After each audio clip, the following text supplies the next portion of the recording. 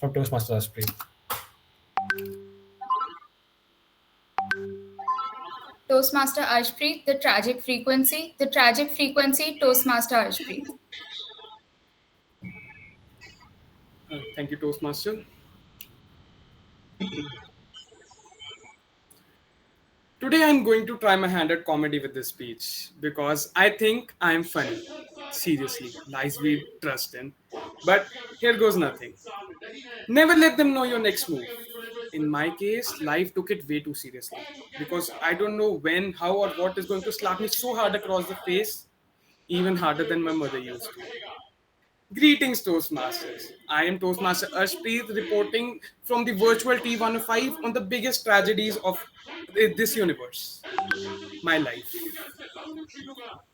Well, it all began when I was born into this crazy family that likes to wake up hours past noon and sleeps when the sun rises.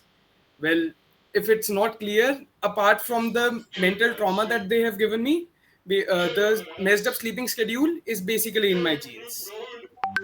It's been 19 years since the wing flapped to this butterfly effect, but the trajectory of my life hasn't been an ideal one. My friends, I do not lie when I tell you that I am wide awake as an owl 3 in the morning with intrusive thoughts in my mind, thinking about why do we exist, where do we exist, and pretty much topics like this very speech. But it makes it clear that my parents are to blame for all these trauma dumping sessions that I make you listen to. I don't know if it's the decision that I take or there's a supernatural force that loves to mess with me. For example, I don't understand why every time I sit to eat, some a stain appears on my clothes. And there's at times when I'm eating nothing but the air, but somehow a spoonful of butter chicken gravy comes flying across the table and land on my brand new white clothes. And this isn't even the start of things that conspire with me. My fellow Toastmaster, have you ever heard about the frequency called the magic frequency, theorized by Nikola Tesla? To sum it up in a line, it's basically the frequency of everything living. And some studies even show it can stop cancer cells from reproducing. But I seriously believe the frequency that I live on is the tragic frequency. Tragic frequency. Because I kind of attract these situations which put me in an awkward position. Let me tell you the multiple instances which have led me to believe so. Starting off with my school life. I was a decent kid with good grades, also participated in co curricular activities like debating, declamation, being MOC of school events, and getting selected for an internship under an IP professor. Even my principal couldn't stop herself from hugging me whenever she saw.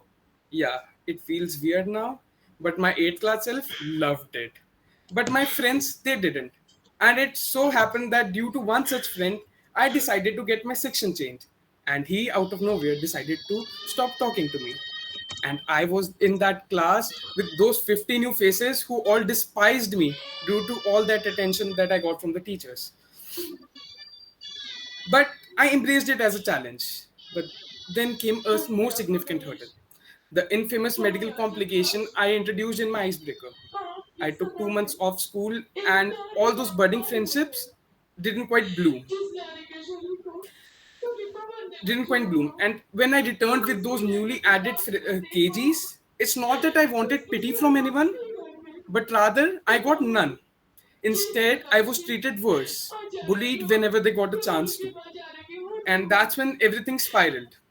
I developed anxiety, and I would have sleepless nights with my mind empty, watching the ceiling, and slowly everything I love to do, I just couldn't. I didn't have the confidence to stand in that committee of 122 days of motion anymore. So I decided to do something that required me to have the least amount of interaction with people. Be a part of web developing team and start making website for school users. I used to miss all my classes just to be in that computer lab away from everyone. And my teachers kind of accepted it just on the condition I keep my grades up. This kind of helped me to stand up again when another boulder came crushing me down. The lockdown. Devoid of any human interaction except my family and the neighbor who came to deliver the groceries, I was all alone. I could see people posting stories upon on the Instagram with their friends, chatting their heart out, but I had no one but my dog. I felt alone, and this weighed me down. But I managed to crawl out. When I finally gathered the courage to tell my parents when they found out that I failed my chemistry exam in class 11 and barely passed other subjects, but they decided to get me help, and I gradually did better. Then came the next biggest tragedy of my life, joining Thapar Institute of Engineering and Technology. Just kidding.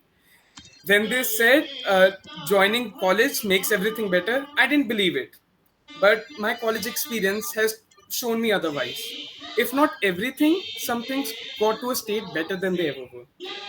The past 2 semesters have been filled with experiences, and most of them being very questionable. Let me tell you, from getting kicked out of a lab evaluation due to Toastmaster Manvi, thanks for that, to being drunk for the very first time, and helping my friends to sneak into the college without the guards sniffing the cheap alcohol they reeked of, just for another friend to answer hostel S to the question, how much have you had to drink today? Ladies and gentlemen, this college has given me something. I have found my people. I somehow managed to join this cult called Thapar Toastmaster, which has an acceptance rate comparable to Ivy Leagues. I found my people.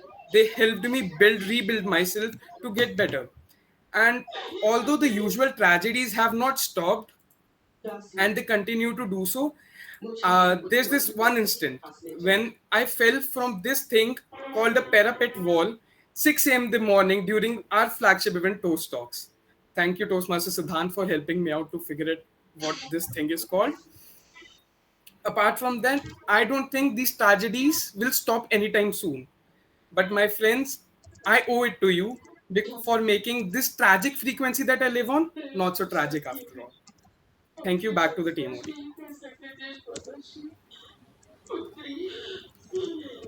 Thank you, Toastmaster Arshpreet, for that wonderful and not so tragic speech. Now, I'd like you all to imagine this person. They have perfect grades and a healthy routine. And they also have a good social life and an internship at Google paying them 3 lakhs a month. 3 lakhs a month. But now, why did I tell you to imagine this person? Because these are the kind of people we idolize when we are in college. Now, these are the people we strive to become.